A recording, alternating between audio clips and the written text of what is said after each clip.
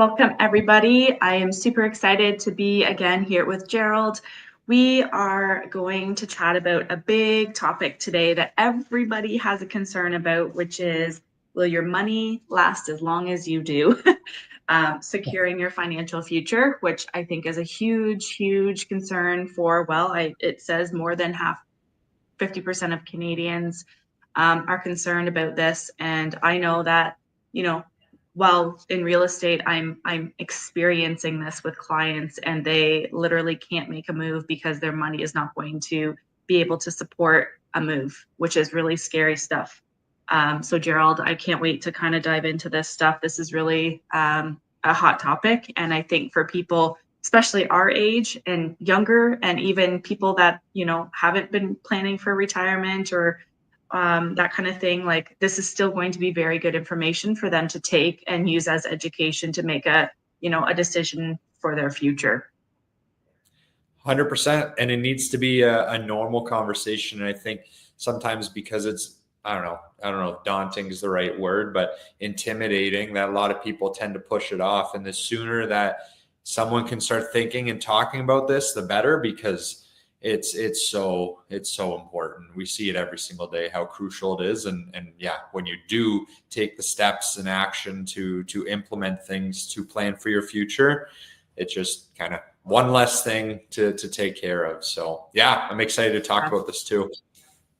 I have this theory of, that fast forward mindset, because we're all living in this right now mindset. Whereas if we actually were to just focus some time on the future, we'll be so much better off by, focusing and planning for our future. I used to be somebody who was like, I want to live now. I don't want to, I don't want to worry about the future. What if I die, right? Like, what if I die tomorrow? Then I would have saved all this money for nothing. But what if you live? Yeah. And what if you have no money for your retirement and your financial future? So I think that, even the average life expectancy of Canadians has increased over the years, and all this biohacking that's happening and stem cell research and all these things that are happening. I think it's estimated that the average Canadian is living until 82 years old. So what is going to be your financial means at that age? And that CPP and the OAS, all those things, are those going to support you, or are you going to be financially in a position that you can support yourself, with that just being a little extra cherry on top? Well said. It's so true. It's actually crazy how many people say that, what you mentioned about how you were maybe before, about living now. And I'm not here to say we don't need to do that, but you can do both, and you can do both very well. And I think, because the truth is, obviously we want to live a long life. You probably are going to live a long life. That's the probability. And so you need to plan accordingly. And so that's where, it's so important, because I hear and with conversations with people, like a recent conversation, not going to go crazy into depth, but this woman basically cried to me, talking about how she's in her 50s now. She didn't plan. She didn't see the importance of it. And now she is just completely like, it's all she thinks about, because she was like, oh, I'm going to live now. And now that she's lived this long life and she has no financial means, now she's realizing, my goodness, I'm going to have to work until the day I die. And so it sparks this conversation that we're having, because you need to plan. You need to. And when you talk about old age security, CPP, all these pension plans, if you have a pension, pensions are truthfully becoming a thing of the past. Not many people have them now. A lot of kind of employers are going the route of contract work. And so you have to do these things on your own. You can't rely on an employer to set yourself up for retirement. And OAS and old age security, like we were chatting about the stats before, like your average CPP payment in Canada last year, as of October, was like $828 a month. Your old age security this year, January, it was like $727. So collectively, if we're at like just over $1,500 a month, that's not going to do too much for you. And so people on average Especially if need you have a mortgage still. Like exactly. that's scary. Exactly. And so that is 100%. People need to start planning, okay, what am I going to do for down the road to generate income for myself Well, without necessarily I having to go to even work? I even have a great example of a client of mine who also happens to be a realtor on my team, but her parents are in a bit of a situation right now because her dad was relying on the pension that he was being given through his employer. And a couple of years ago, they recently pulled that. And he no longer has a pension and it is not there for him. And so now they're in panic mode because they were completely, fully relying on that pension to fund their retirement, and now they don't have that, and so now they're saving as much as they can, and they're kind of in panic mode. Where if you were to just look at this as a perspective of, let me be responsible for my retirement, and looking at all of these additional pensions, CPP OAS, as like I said earlier, the cherry on top, then you have nobody to blame but yourself. And if they pull that pension from you, it's okay because you've secured your future financially. And yeah, it's scary because there's so many risks now involved with what could happen for their financial future. And if you are the one if you are the one in charge, then that's a good position to be in. Absolutely.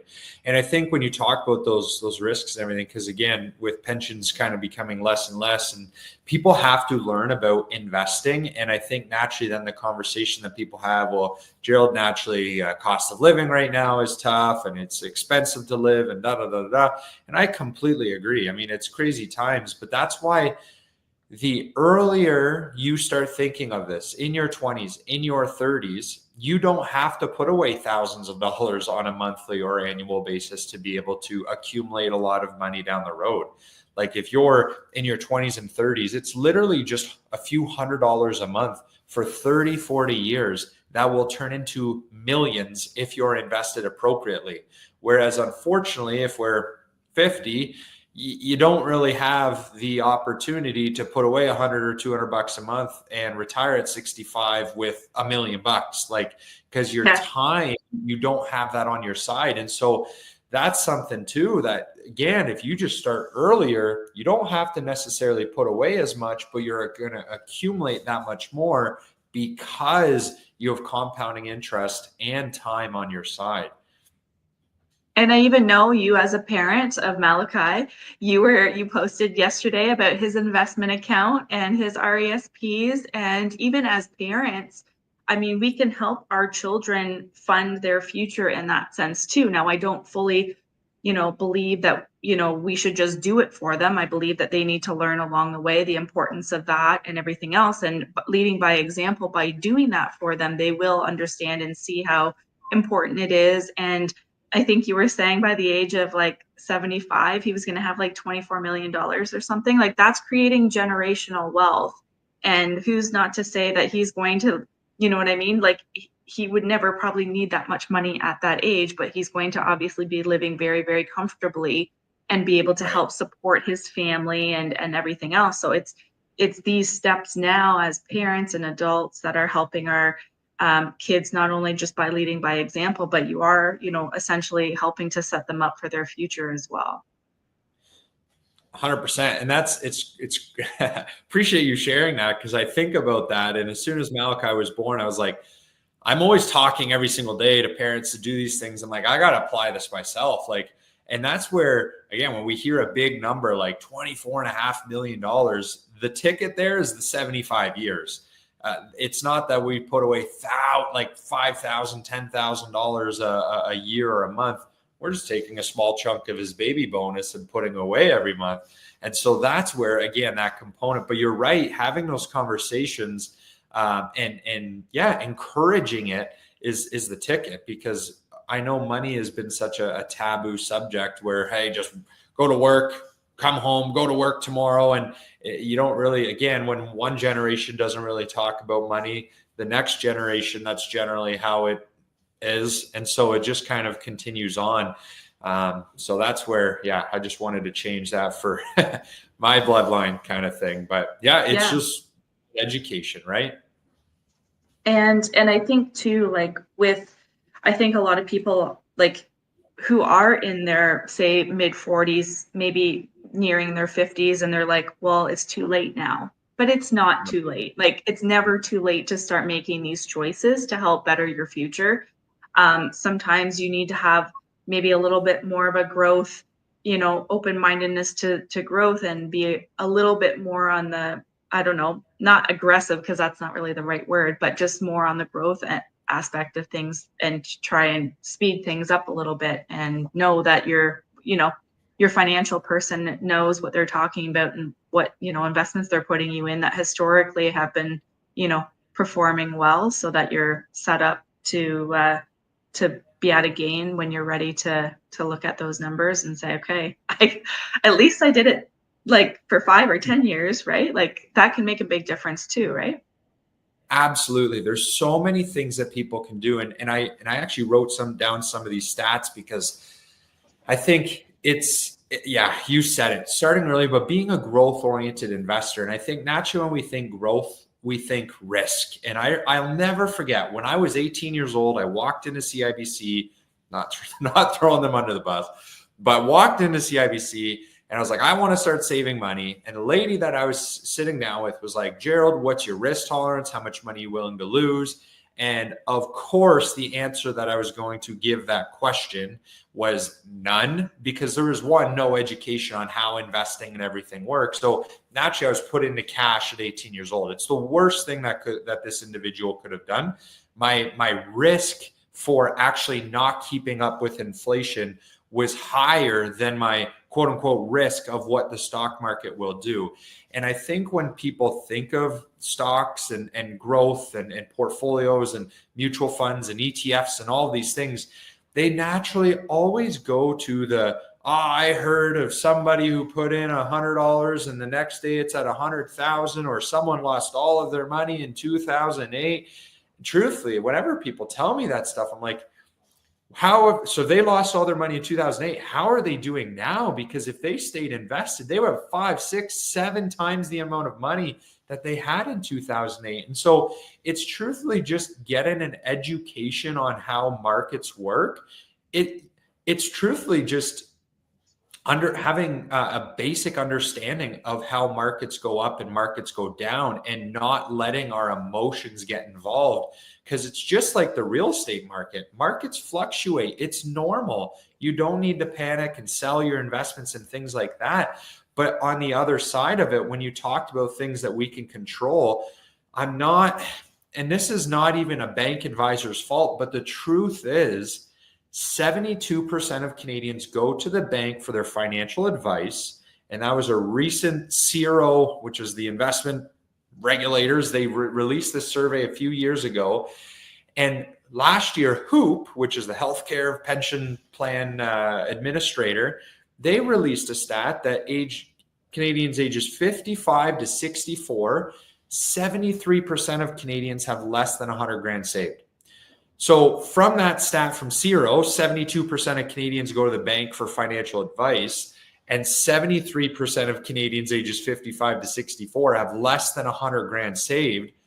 Why are we not connecting the dots here? Like, going to the bank respectfully for your investment advice, financial planning, for most Canadians, especially middle-class Canadians, which is the largest demographic, is literally a conflict of interest. And it's not that your current bank advisor is a bad person. That's not it at all. In fact, they have their hands tied. They don't have the ability to offer Canadians appropriate investment products and investment advice that would lead them to see success. It's crazy, because our office has bank advisors in our community that are clients of us, and every single day they tell their clients, oh, you should do this and that. And it's like, how, one, do you sleep at night? But two, why it it frustrates me, because then it's like, why are we surprised by these things? Why are we surprised that most Canadians aren't retiring appropriately? It's because the amount of Canadians that are flocking to the bank for their advice are being led astray. And And it's it's just, unfortunate. yeah, go ahead. And I think it's just because it's a generational mindset, right? That just keeps getting passed on and passed on and passed on. I know my grandfather had money in his cellar and not at the bank. So, having it at the bank, I guess, is better than having it in the cellar. But I mean, even still, like, there are other opportunities. And if you're not educated, you're leaving several thousands, hundreds of thousands of dollars on the table, and that's your own fault. And Yeah. not your own fault because you weren't taught, like, I don't know how the right way to say this is, it is your fault for not educating yourself. But you need to understand how important the education is, and that's where that fault is they don't understand that there's financial education outside of the bank. So they think the bank is the safest, most best place to go and like the most trustworthy, whereas it's not. And so breaking that generational mindset and kind of building that fast forward mindset of like, okay, let's look at all of the options and let's look at what's best for you personally and what your goals are, because everybody's goals are different. Yeah. Maybe you want to retire, maybe you don't want to retire at 55, maybe you don't care about retiring at 60 or 65. There's different strokes for different folks. It's going to be different for everybody. I know I always had the goal of wanting to retire at 50 or 55. That's always been a personal thing for me.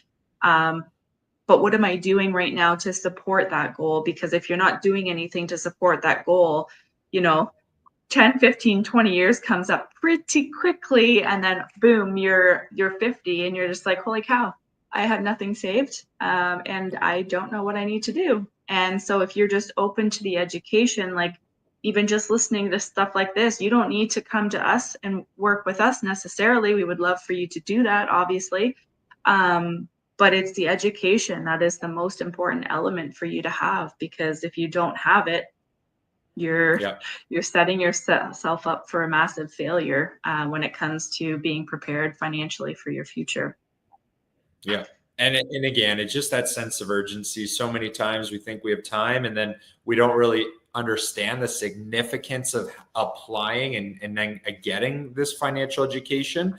And then, especially when we're talking about maybe somebody in their 40s and 50s and 60s, and then so many times, especially when markets and news and all this stuff is just creating so much distraction, and it's not to take away from everything that's going around the world, but a lot of it is a distraction, that banks are like pile driving people in the GICs and these terrible investment products, which is just, it's not in their best interest. Because then now on the flip side, they're not even keeping up with inflation, and they're actually losing their buying power. And it gets me going, because people don't know what they don't know. And when they're led or they're in a captive audience to kind of one way of thinking in the financial industry, you feel bad for them, because you look back and you're like, man, you could have had hundreds of thousands of dollars more for your future if you were just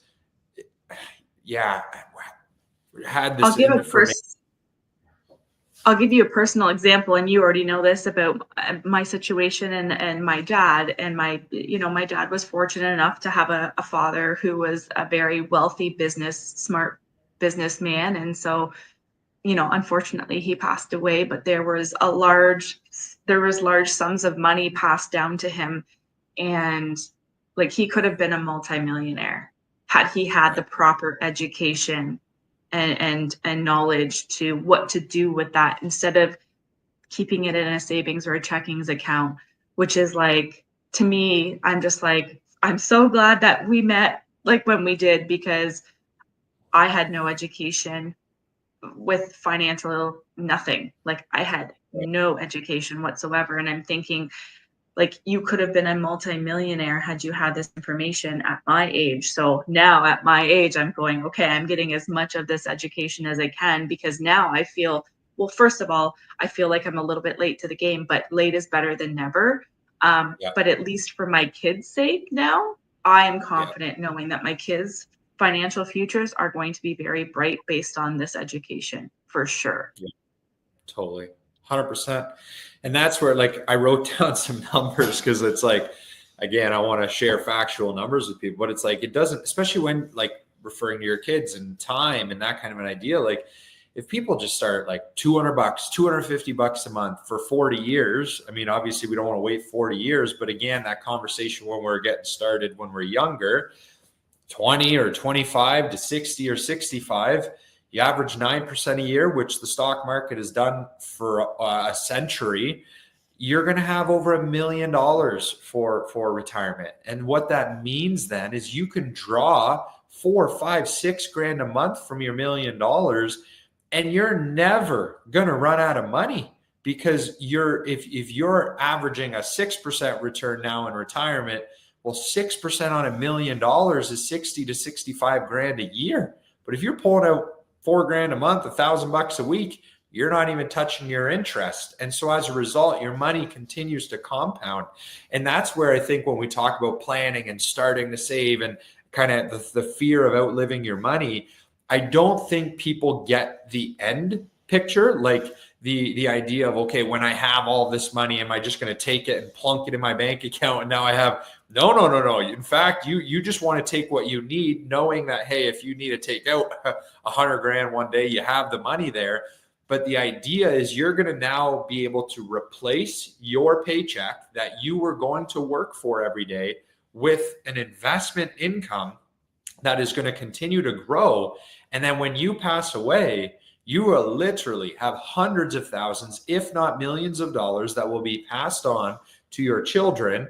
And like you were mentioning about Malachi, like the idea, I mean, honestly, I mean, he's going to start his own TFSA and all these things. But if he just doesn't ever touch that money, 75 years old, sure, he can draw $1 million a year from that if he wants, and he never, like, he's good. But if that's passed on to generations, like now, like we're talking about hundreds of millions of dollars. Like that's where it's just like generational wealth, generational, like just impact. Cause yeah, I mean, we all go to work every day for money, and saying that money is not important is just silly. It's very important. But if you start these things early, man, oh man, the impact down the road and what you're able to do with it, that's where it gets exciting, because then money will never be a concern in your life. And when we talk about how 50, 60% of Canadians worry about money every day and not able to retire and all these things, imagine never having to worry about money. Like that's just, man, everybody talks about that. They're just sick and tired of being sick and tired of, worry about where our next paycheck is, or am I going to have enough, or can I do this, or can I do that? You can control it. Yeah. Yeah. And so for people who are, 20s, 30s, say, what would your advice be in regards to starting to plan for this now? Yeah, great question. So I'm a big fan of a TFSA, and especially when we're getting started in our 20s or like 18 years old. Once somebody turns 18, they can open a TFSA. If parents want, they can open a TFSA in their name and starts putting money into that account for their child. And when their child turns 18, they can then just roll it over. But why I would start with a TFSA is because generally in our early 20s and 30s, we're not at the peak earning years of our life. So an RSP doesn't generally make too much sense at that point, because we're not earning an income that really makes an impact when we're contributing to an RSP. But with that being said, that's where a first home savings account is great, because you do get the tax deduction and get to take the money out tax-free to buy your first home. But if we're talking about long-term, start with a TFSA. And then once your income is at 60, 70, 80, 100 plus, that's when an RSP would make more sense. Otherwise, if you just save, example, what we were saying, 40 years, $250 a month, you'll have 1.1 million, or 30 years, $500 a month, you'll have $1 million. That could all be in a TFSA and can all be tax-free to you. And when we talk about government benefits like the old age security, TFSA is not seen in the eyes of the government, your income withdrawal. So as a result, you're not getting, it's not impacting how much you're getting for your OAS. And yeah, it's just, again, I would start TFSA, long story short, and just 100% growth equity. It's just a normal, you're not risky, you're not buying individual stocks, just normal global diversified portfolio. You would average 9 to 12% a year, which again, it's done for 50, 60, 70 years, and you're good. It's supposed to be that boring, truthfully. But the problem is, again, most banks, unless you have hundreds of thousands, millions of dollars, you don't even have access to products like that. So that's where, when you are looking to start these things, look to an investment advisor, a third party kind of investment dealer, because they generally have access to better investment products than the bank. And I mean, the stats, we share a lot of stats today, but those who work with an advisor versus those who don't tend to accumulate 2.3 times the amount of money than those who try and do it on their own. That's not a little bit of money, That's a big difference. That's 500 grand versus 1.25 million. It's that's a big difference. So that's, long story short, my brief advice. And then, let's fast forward to somebody who maybe is in their, they're nearing into their 50s, maybe they are 50 plus. What should they be looking at, and how can they, obviously we want you to book an appointment with us so that you can have a more personalized, recommendation. But as a general sense.